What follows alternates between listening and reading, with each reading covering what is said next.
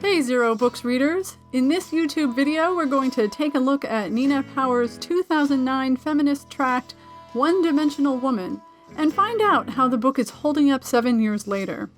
Was Power right when she suggested that feminists should be perhaps a bit less concerned about representation and more concerned about structural problems in this digital spectacle that we take to be the modern world? The Enlightenment builds up a kind of intellect intelligent enough to see through mystification. But any intellect that powerful has a tendency to become totalitarian. In 1964, the Frankfurt School philosopher Herbert Marcuse published his book One-Dimensional Man. In his book, this German Marxist suggested that modern industrial life had created a society based on conspicuous consumption, false needs, and the suppression of critical thinking. Marcuse wrote, "The distinguishing feature of advanced industrial society is its effective suffocation of those needs which demand liberation also from that which is tolerable and rewarding and comfortable, while it sustains and absolves the destructive power and repressive function of the affluent society." Here, the social controls exact the overwhelming need for the production and consumption of waste, the need for stupefying work where it is no longer a real necessity, the need for modes of relaxation which soothe and prolong this stupefaction, the need for maintaining such deceptive liberties as free competition at administered prices, a free press which censors itself, free choices between brands and gadgets. What Nina Power does is take up Marcuse's critique of a society that reduces or covers up all class contradictions and that offers up prescription drugs, Big Macs, lattes, and Minecraft in lieu of liberation, and apply it to the struggle for women's liberation. She asks, did the desires of 20th century women's liberation achieve their fulfillment in the shopper's paradise of naughty self-pampering, Playboy bunny pendants, and bikini waxes? And more importantly, she wonders what kind of feminism would be unconcerned and uncritical of such a false liberation. You know, look, I'm not asking people to vote for me because I'm a woman, but I think if you vote for somebody on the merits, one of my merits is I'm a woman, and I think that makes a big difference in today's world. Right after the 2008 U.S. presidential election, Power points to Sarah Palin as an example of the kind of shallow feminism that suggests that a woman prime minister, a woman CEO, a woman president is itself a victory for women in general. According to Power, Palin pretended to be all women at once, while still remaining vulnerable and ordinary enough to develop a populist appeal. Power notes that the appearance of Palin on the political scene does shift the coordinates of our definitions of femininity and power. Holding on to her soccer mom appeal and her hotness, Palin didn't try to be like a man in order to justify her bid for power. She didn't have to.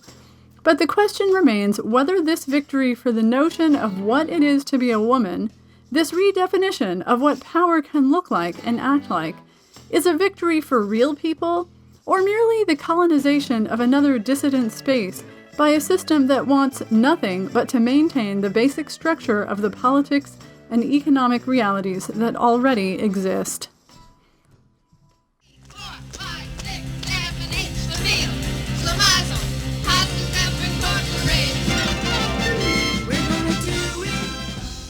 Women can be anything, and so society tries to pretend that being a woman, or a man, or a person of color, or any of 1,000 other identities is everything. According to Power, the fact of the successful integration of women into the workplace has come along with a number of workplace concerns that are peculiar to women.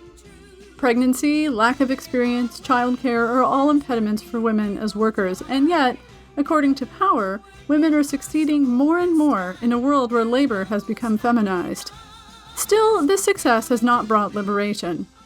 One-dimensional feminism, with its focus on women as women, or women as one-dimensional, has created a discourse of work as pure emancipation while blocking out class.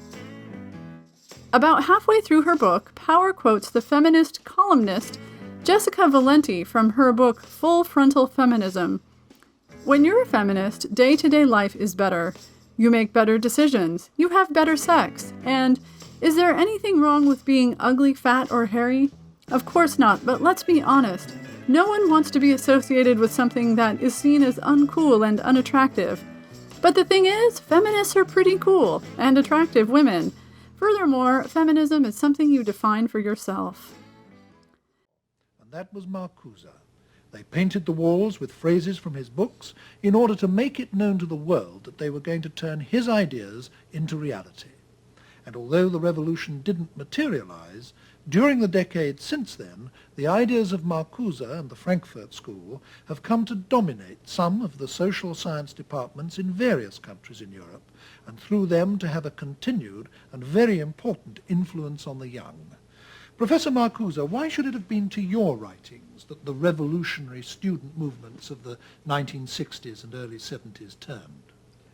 Well, I was not the mentor of the student activists of the 60s and early 70s. What I did is formulate and articulate some ideas and some goals that were in the air at that time. That is about it. The student generation that became active in these years did not need a father figure or a grandfather figure in order to lead them to protest against a society which revealed daily its inequality, injustice, cruelty, and its general destructiveness. With the defeat of Hillary Clinton by a reality TV star who embodies every chauvinistic impulse, might we be ready to take on power's critique of one-dimensional feminism?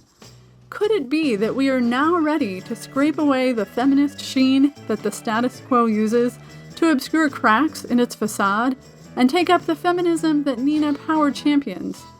Is it time to build a feminism that is a generator of new thoughts and new modes of existence? Here the television show The Apprentice, which I'm sure Mark watches religiously, becomes indicative. The title alone demonstrating that when previously one might be an apprentice to a trade or a skill, one is now an apprentice of an entrepreneur, and thus a kind of acolyte. As gurus and entrepreneurs need to trade in the currency of confidence, their desperate underlings must try to emulate this self-belief while simultaneously playing the role of punchbag to their leaders. Of course, the staged qualities of the show explicitly highlight the dynamics of a tyrannical tycoon confronting and chastising hapless job seekers, all of whom are in essence interns until the final real, in inverted commas, job comes through.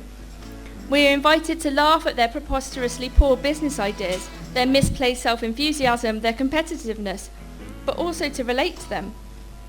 We are them, and we don't even need the tyrant shouting, "You're fired," to understand that our place in the market is as fragile as a glass bauble suspended over an abyss filled with sharp rocks.